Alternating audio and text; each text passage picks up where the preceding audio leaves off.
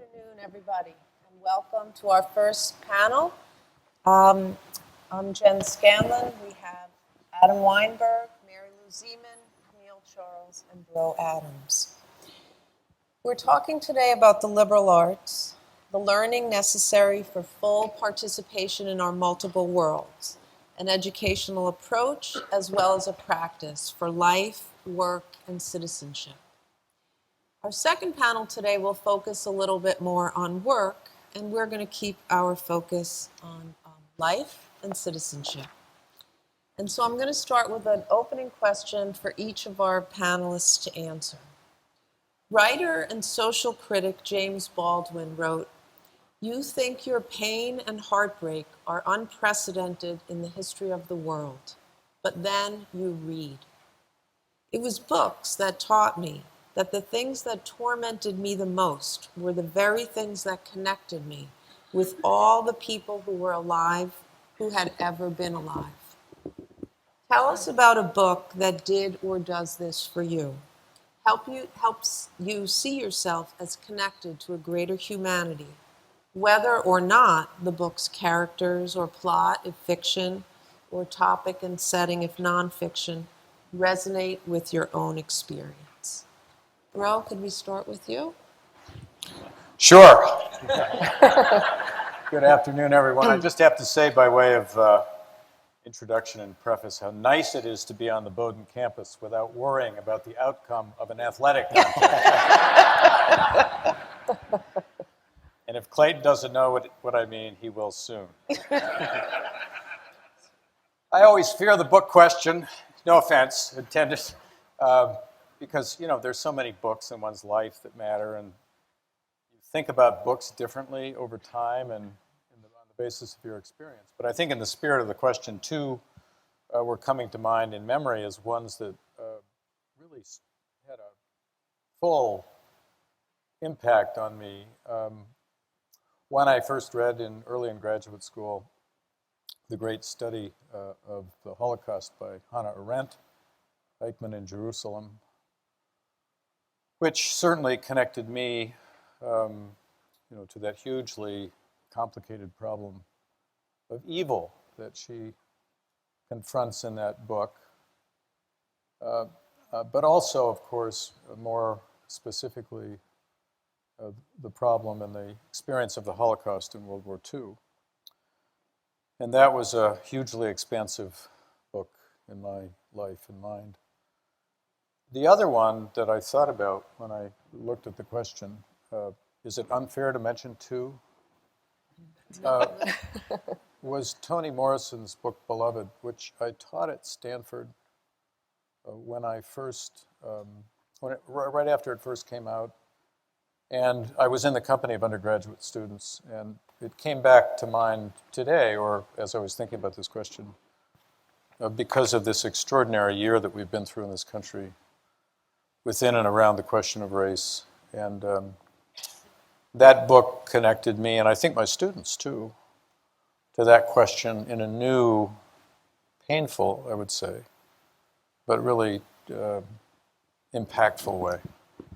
So those are the two that immediately came to mind and that do throw you outside of yourself, I think, into a very different experience, at least different experiences for me. Thank you. And you? I have about 5. I had a hard time kind of narrowing it down. I think certainly one of them is Lorraine Hansberry's A Raisin in the Sun, because I think it gets to the idea that really at our core, we all want the same thing in our lives. We want a safe and comfortable place to live. We want to be accepted for who we are. We want to have an equal shot at all that life has to offer.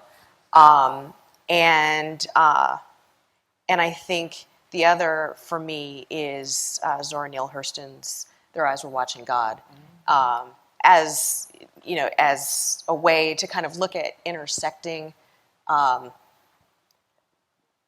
identities and certainly in our society, disadvantaged identities, and how, again, those aren't things that are additive, that they're often multiplicative, and that ultimately, again, we all want to be seen and heard and accepted and and we share that, I think, as a human race, and that often kind of gets lost in our day-to-day, whether we're talking about the distribution of resources or, we're just talking about the way we treat one another on the street. Thank you. The power of fiction and nonfiction. Mary Lou? Yes. I think the most powerful book I've read recently is Whistling Vivaldi by Claude Steele. It's about stereotype threat. And I wanted to read it because I wanted to understand the different experiences that my students might be having in the math classroom. And it really did give me, I think, a better understanding. And it's lovely that the book also gives us practical ways to reduce the stereotype threat we impose on others. But what was also stunning for me was to find that the book explained for me lots of the experiences I was having as a woman in mathematics and as the daughter of a rather famous mathematician. It shouldn't have been a surprise to me, but it was. And what's particularly exciting for me is to learn that I can combine that understanding of why I'm feeling what I'm feeling with the psychological exercise of realizing that we can feel what we feel without acting on what we feel, because what we feel doesn't necessarily represent the truth. By combining those things, I'm able for myself to conquer a lot of the stereotype threat I feel. So, and that was all generated by reading this book. I think for me it was John Dewey's classic piece, Democracy and Education. And I think like many great reading experiences, it was partially about the book, but really mostly about the moment in my life in which I read it. I read it my junior year at Bowdoin. And at the time, I thought it was a magical book because it allowed me to see across all the courses that I was taking at Bowdoin. I actually now realize in retrospect it was more about finally getting and starting to understand the liberal arts. But it kind of, for the first time, helped me reflect on my own sense of power and privilege and on the kind of age-old quest to connect democracy and education. And I often say to my own students that I've really spent the last 30 years of my life trying to finish up those 3 classes at Bowdoin I took my junior year and really trying to kind of figure out and put that book into practice. Thank you. So in addition to revealing to us our own humanity and that of others, engagement in the liberal arts arguably provides a greater service to society. 3 of the contributions we often hear touted are asking questions the public is not asking, investigating subjects that are not being investigated, and accommodating voices that are refused or marginalized. So I was hoping that you'd each provide us, to ground the conversation a little bit, one concrete or memorable example of how you see this happening in any kind of liberal arts setting that you are or have been involved with. So again, we're going to go to Bro, asking questions the public is not asking. I guess I see this going in 2 directions, frankly. I'm very interested in questions that the public should be asking and maybe isn't asking. But I'm also very interested in the ways in which the academy, and from within inside places like Bowdoin, places like Colby, academics, and particularly humanists, could be reaching out into those public spaces more and picking up the questions and illuminating the questions that the public might be asking, but isn't asking, or isn't asking perhaps with enough energy and focus. And I'm thinking of a group of questions that we're all pretty familiar with, which are very strongly present in our lives, but which require a kind of thinking that really liberal education and liberal learning, I think, is most suited to supply. I call these, a lot of other people call these questions grand challenges. They're not mysterious to any of us because we live with them all the time. And Hannah mentioned, and I appreciate her setting the table the way she did, a couple of them that have occurred to me in the last year or so. One of them, she alluded to, is this terribly significant question of how, as a society, we're going to sort out the extraordinary possibilities that contemporary science, in particular biomedical sciences, have brought to the fore within our lives. I'm part of a group in Washington, the National Academy of Science, that's looking at this new technology, biomedical technologies, gene splicing, called CRISPR. Some of you have been reading about this, certainly, which now permits us as a society, right now, today, to edit the human germline in ways that permit us to create attributes of human beings that then become continuing elements of the germline. So we could choose our children's hair color and IQ and whatever that we want to choose. This is a kind of a threshold experience. E.O. Wilson calls this the threshold experience of human history. I'm not sure that's exactly right, but it's hugely important. And it's about to be upon us. It is upon us, actually. Some of you read there was an experimental group in China recently that actually performed the CRISPR technology on human embryos.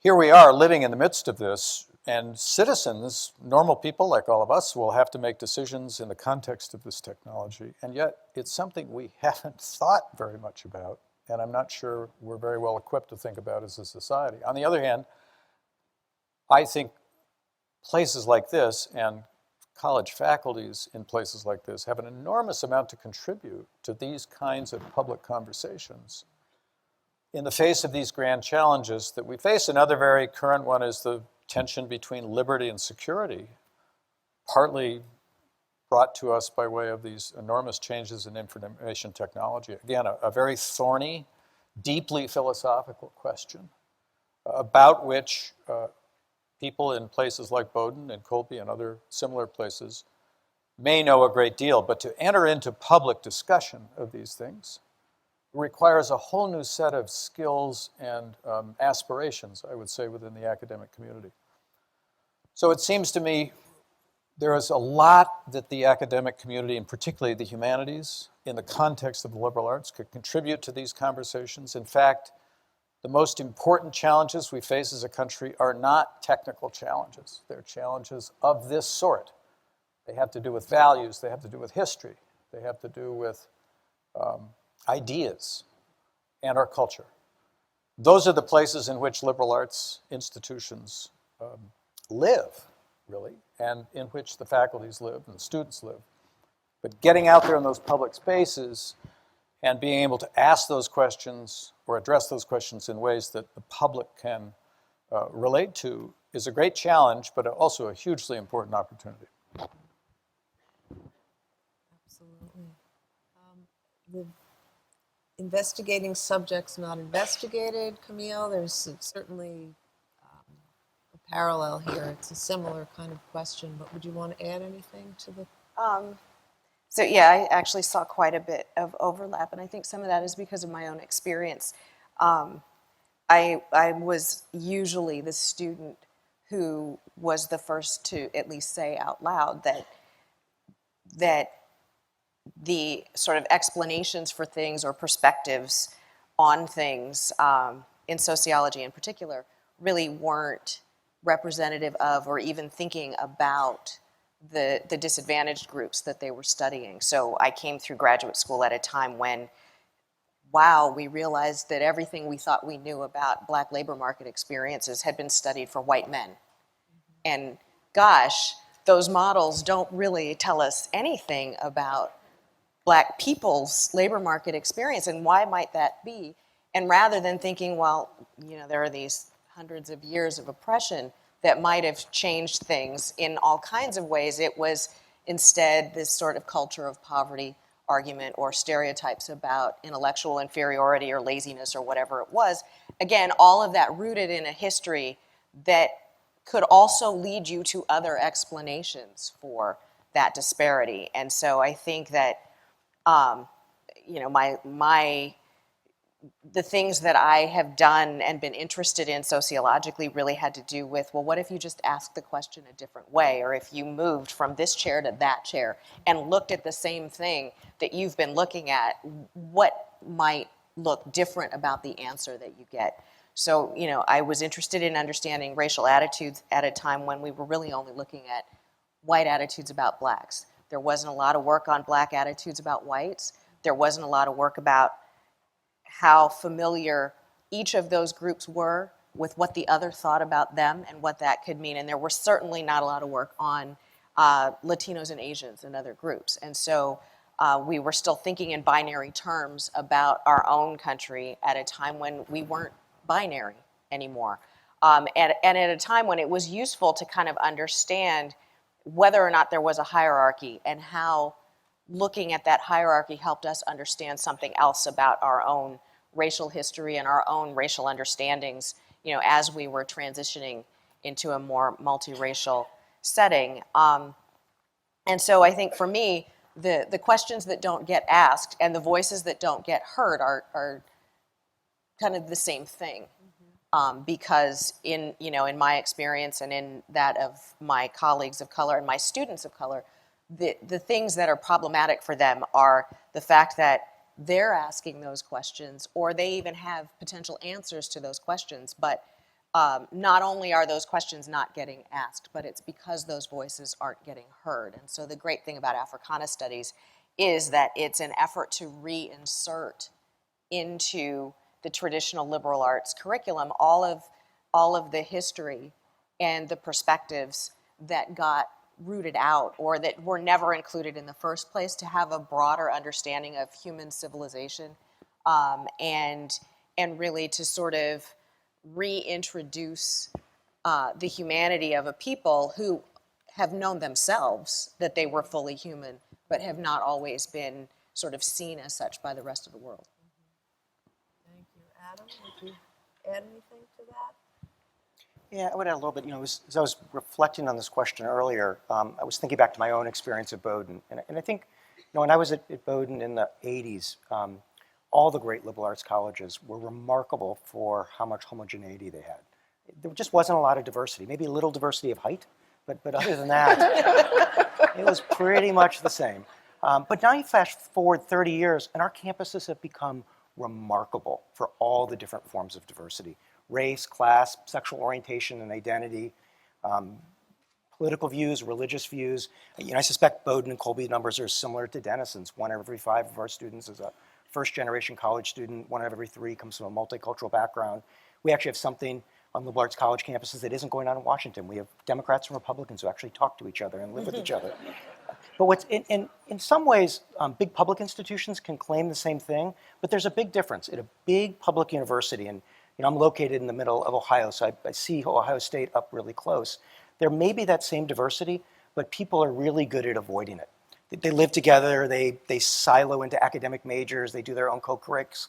On a small residential liberal arts campus, you can't avoid it. So not only are those voices no longer marginalized, people have to deal with them. They're bumping into each other every day. And as a college president, that means you're lucky if you go 48 hours without some sort of big campus controversy. But I see that as a really good thing, because it means people are speaking, they're hearing, they're reacting. And Bro alluded to it earlier. I agree, our big challenges are not technological. I would argue, having worked in the international space for about 8 years, that the biggest challenge we face globally is we have to help this generation learn to not just survive in a world that's very diverse, but to understand that they fundamentally have to learn to live with people they may not know, they may think and pray very different from, and most importantly, sometimes they may just not like them, but they have to learn to recognize the value of their voices. And I think that's the real magic of what's going on at liberal arts college campuses right now. I'll just give you one small example. On Friday night, without being prompted, our Black Student Union and Outlook, which is our LGBTQ group, got together for a joint meeting and then a party, because they wanted to find the most contentious issue they could possibly find to spend a Friday night learning to listen to each other. And what's neat is that was happening 10, 15 years ago on these campuses, but today on all of our campuses, that's really commonplace. It's going on all day, every day, in really exciting and vibrant ways. Mary Lou, what would you like to add? What would you add to the little list here of voices and questions? Right. I think I'll add something as a mathematician. So the question was about engagement of the liberal arts in serving society. And so, of course, one of the huge challenges facing society now is how we're going to sustainably steward this planet in the face of a changing climate. So it means we need to inform our policy and management decisions with the best knowledge we can. And that knowledge comes in qualitative and quantitative forms. And that is a huge challenge. How do we blend the qualitative and the quantitative seamlessly so that we can learn from them both? And I think that is one of the things the liberal arts does best. A concrete example that I like that's going on right here in Maine and involves faculty and staff and students at Bowdoin is the question of, can we restore the cod fishery in Maine? There are cod in the Gulf, they are not being fished, and yet the population is not rebounding. And why is that? And so the work that's being brought to bear on that involves historical interviews with fishermen and people along the rivers, questions about whether it would make sense to remove the dams, economists, mathematicians, biologists, environmentalists, they're all working together to address this question of, could we restore the cod fishery? It's one concrete example.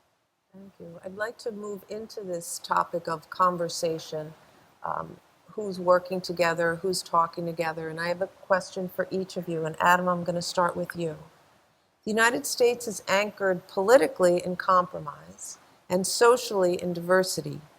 Yet our political system increasingly refuses compromise, and mass incarceration and heated, hostile debates about legitimate citizens and paths to citizenship permeate contemporary life.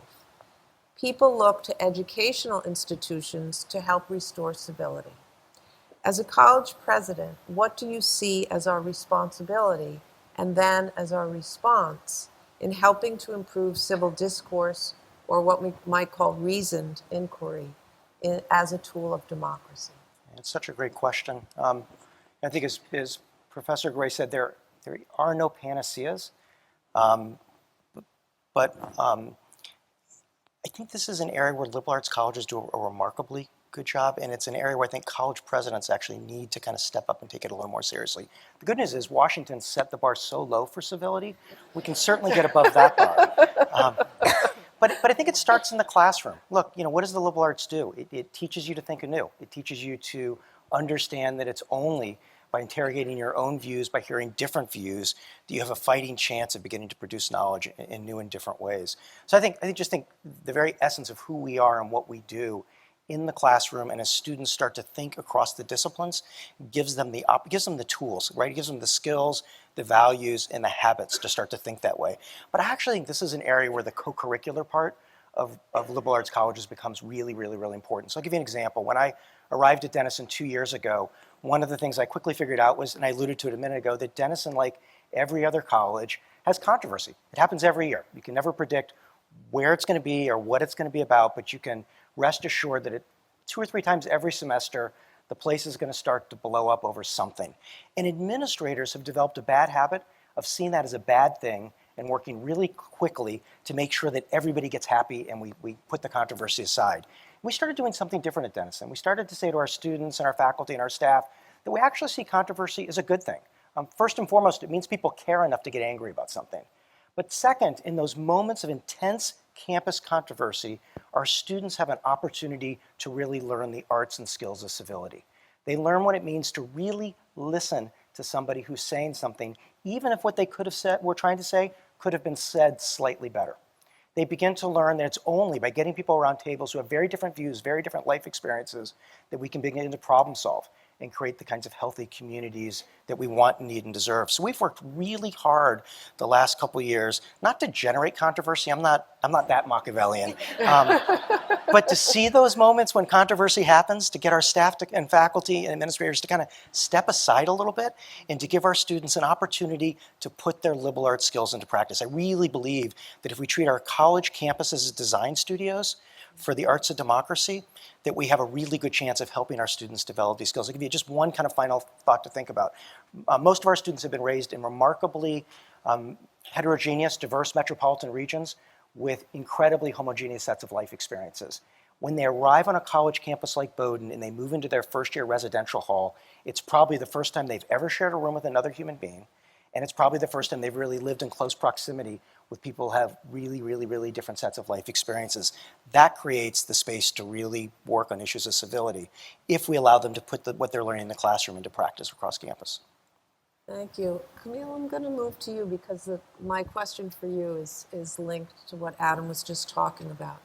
As a sociologist and Africana Studies scholar, you write about residential segregation in the United States. You also write about the varied experiences of students in selective institutions of higher education. So what I'm wondering is, how do we bring those two things together and in the context within which we're talking today? In other words, are there ways in which the combination of the liberal arts education and residential education can help us bridge the seemingly intractable and wholly consequential problem of residential segregation?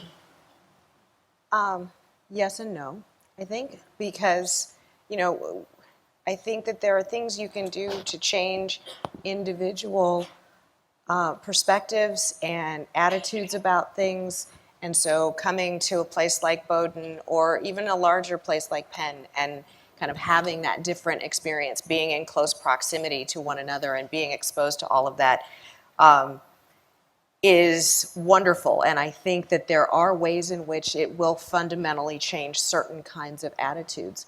I think the problem is that we have a society that is still, there is part of our sort of cultural DNA, I like to call it, that is still kind of heavily influenced, despite civil rights legislation,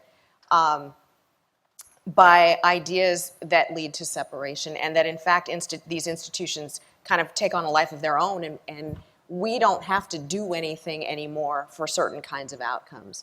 And so what you find is that young people, in particular, single, childless, young adults, want diverse neighborhoods. They go looking for diverse neighborhoods. They can point to the experiences that they had in college and the value of that diversity. But when it comes time to purchase a home, to have kids, to pick schools, they sort of revert back to that same old narrative about, now it's time to go move to the suburbs. The suburbs are still largely homogeneous, and gosh, isn't it a shame, right? Because doing the other, trying to remain in a more urban setting or in a more diverse setting where the resources, you have to be a little more careful, you have to work a little harder, and you're already working harder in all of the rest of your life. It's like swimming upstream, I think. And so I think that the difficulty is that you have a lot of really well-meaning people. You have a lot of, and certainly after having a liberal arts education, I think you have people who notice things they might not have noticed before. If you grew up in an all-white neighborhood and you went to an all-white school, what you notice is when you're not in that anymore. So that when you go back out to buy a house and you're being steered back into all-white neighborhoods, that doesn't seem odd to you because that is what you've known, right? So you don't even have to do anything active, but we know that, again, the institutions actually work to steer you back in these ways. And I think that the value of a liberal arts education is that we have to be vigilant about that, right? We thought that progress was going to be linear. I mean, this is the thing that I'm realizing, right, as I'm further and further into middle age. When I was younger, I thought, oh, great, all this great stuff has happened. We've made all this progress. Everything is going to keep moving forward, but it doesn't. And I think we dropped the ball, and we thought, that's done now. And so the issue is that we have to stay vigilant, and I think a liberal arts education gives us the tools to do that, but it really will require a Herculean effort to then go back out into a society that really just kind of runs and reproduces itself if we're not really careful and really proactive. So I think that leads to our questioning what is our role beyond the classroom, right? And what is our role with our students and thinking about their lives beyond the classroom. And so, Ro, I'm going to ask you, as chair of the NEH, about how to serve as a public intellectual, how to do some of the work that Camille is talking about, on behalf, though, of the liberal arts as a continuing tool. But to serve as a public intellectual who reaches a wider audience than, say, readers of the New York Times or the New Yorker. We know that when the investment in higher education in general is perceived as a benefit just to individuals rather than as something that shapes the society, funding drops on the public's priority list. The same is true, of course, for funding for the NEH and other agencies. So how do we make our case? How do we continue to have a public voice in language that doesn't sound too lofty for the benefit of what we do and to continue to help these ideas ferment in the public outside of our institutions? I was channeling Adam's mention of John Dewey, because Dewey stood for an understanding of the central role of democracy in the whole educational experience. And I think that to me, the most powerful argument that we need to make about both liberal learning and the humanities in particular is how critical they are, how fundamentally important they are to democratic citizenship and to the preservation of a democratic political culture in this country, which I think is genuinely at risk.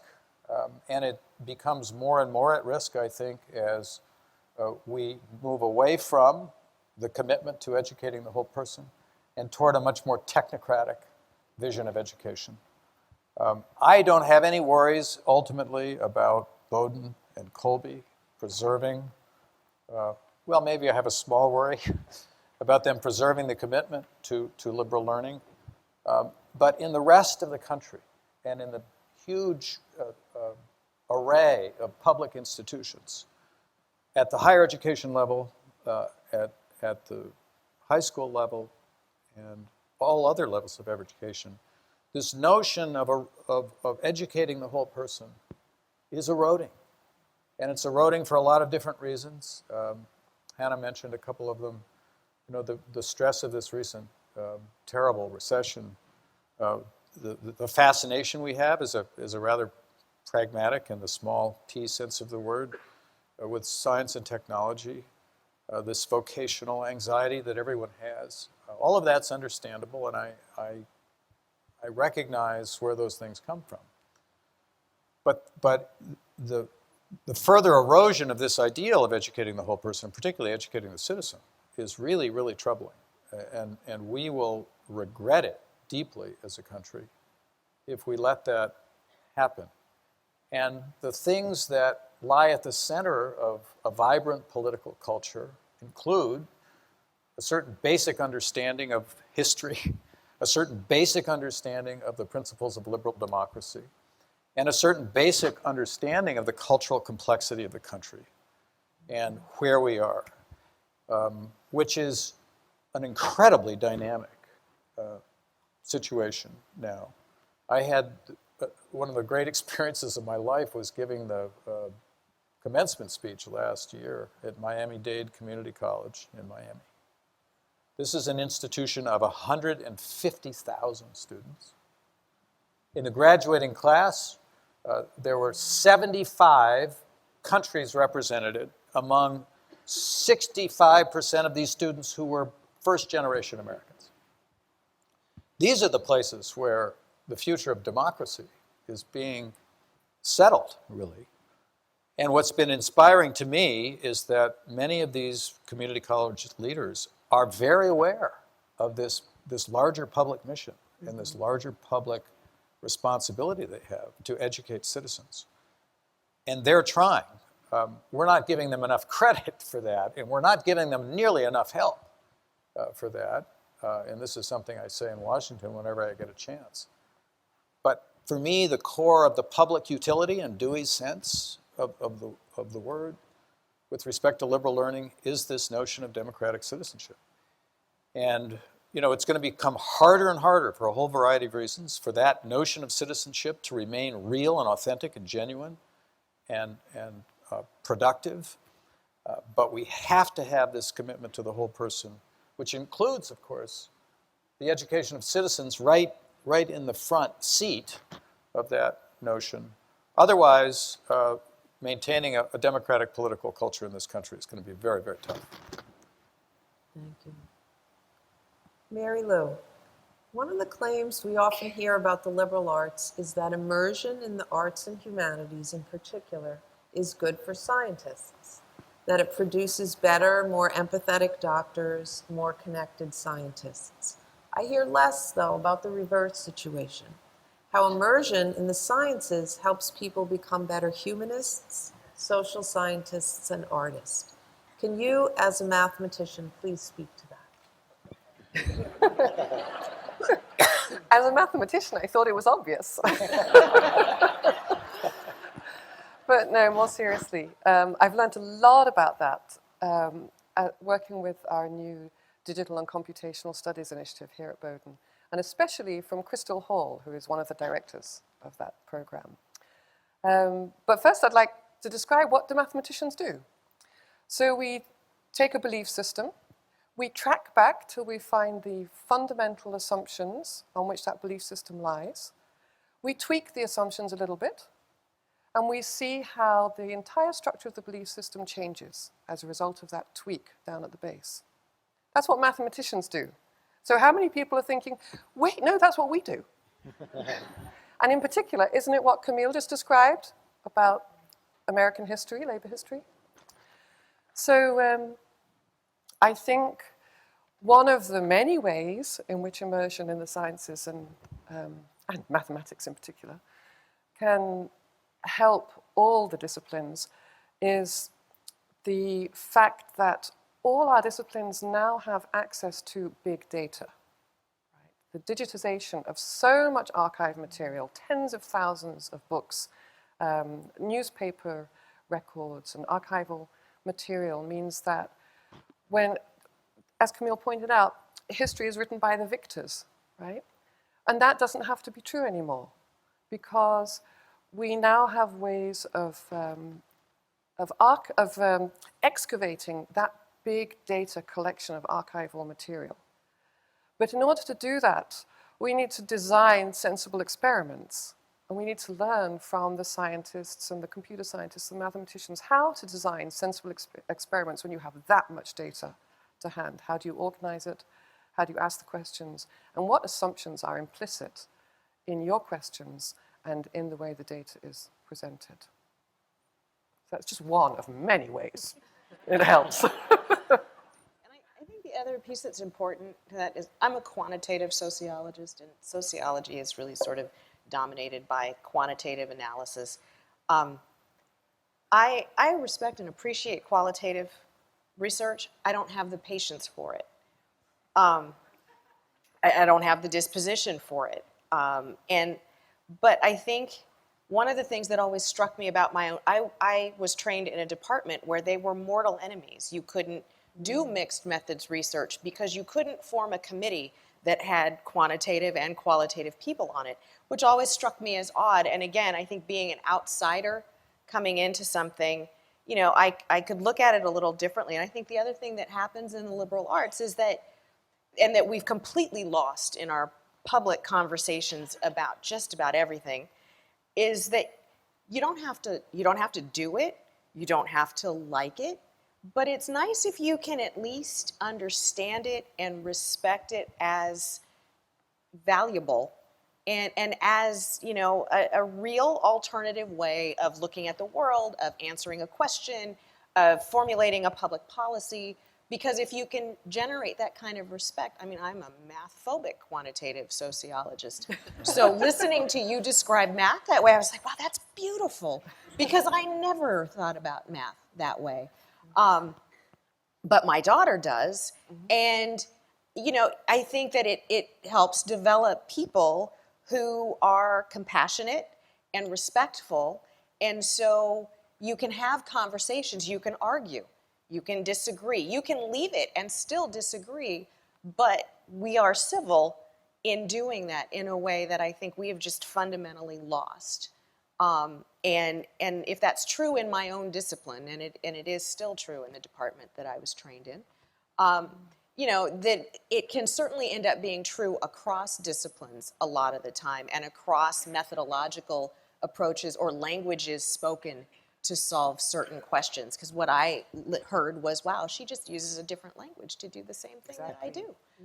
And I think that's really, really important. And I think it's actually one of the most important things that we do in training citizens, because it just allows for broad mutual respect and understanding. And again, we may not all end up singing Kumbaya at the end of it, No, but that is the plan. but we'll have learned something from each other, and we'll find that to be valuable, and it will make us better people, you know, moving forward. And I think it can only benefit society more broadly. So I mean, that actually really struck a chord with me, because I just thought, wow, I have colleagues who wouldn't, you know, think about yeah.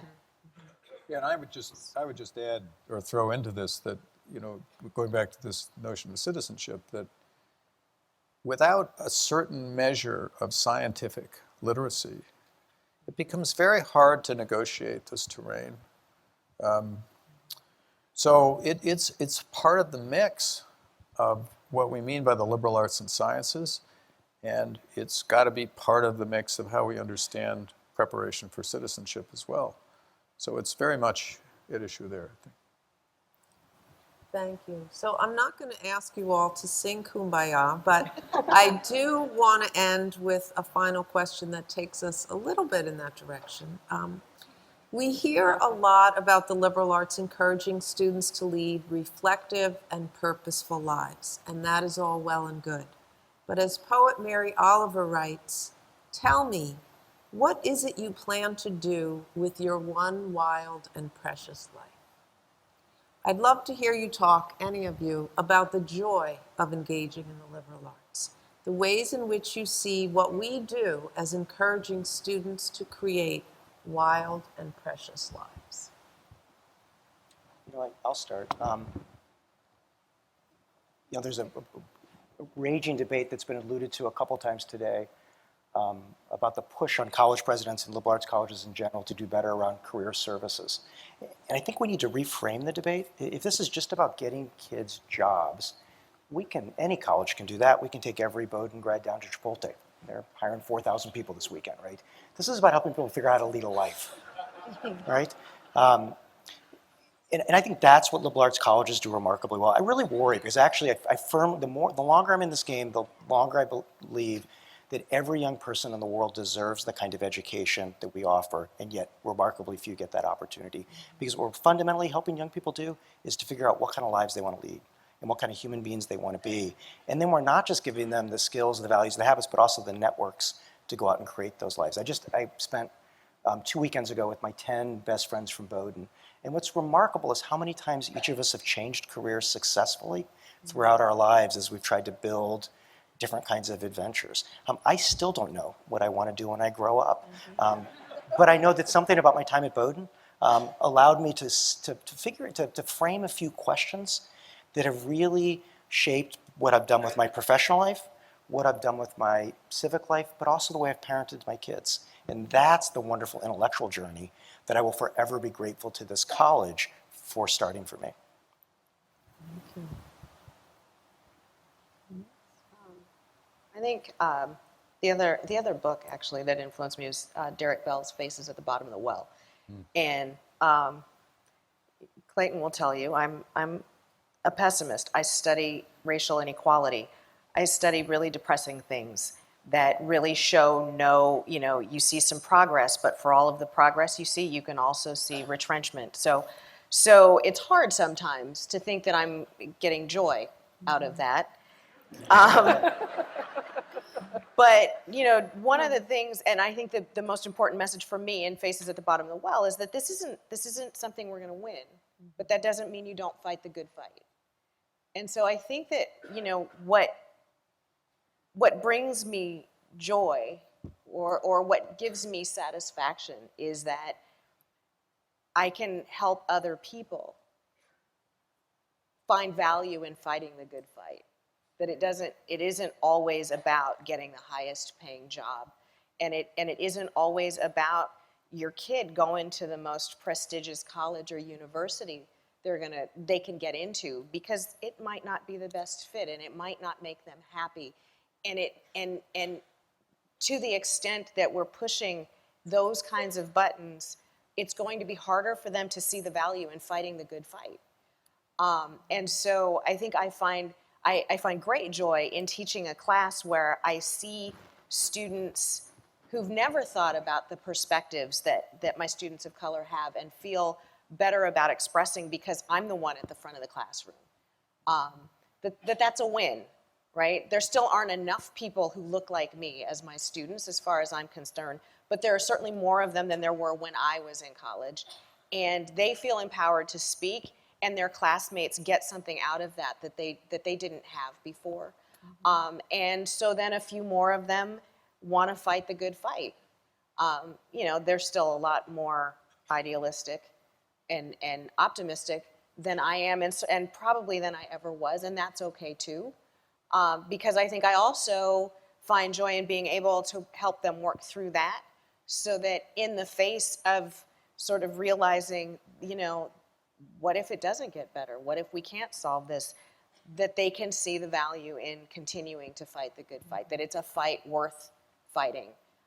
Because, again, it's about recognizing everyone's full humanity and right to, prosperity and happiness and all of those things. And so, I think that in the face of studying something that's pretty depressing most of the time, that's where I find joy, and that's where I can recommend to other people that they go out and study something that can be pretty sad. It can be. It's depressing. Thank you. So our next panel is going to start in 15 minutes. We're going to have a little intercession in the meantime. So please join me in thanking our guests for our wonderful conversation.